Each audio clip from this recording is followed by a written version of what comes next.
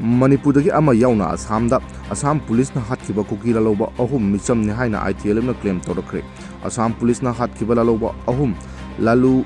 ngawi hammer chei kunkamathoi Joshua hammer chei kunthra manga amadi leibak kung hammer chei kunthra go humdoi hatkhiba bu ITLF na akan mong da condemn tawi haina ITLF na thaurokpa cherol amana khangalagli cherol asina makha taraduna hairiba kuki lalhouba ahum asi ukto risho amada punna tungduna lakpada Assam Police na faraba matung umang amada pusinduna makhoibu halaba matung da lalhouba ne haina maran sibide haina ITLF na claim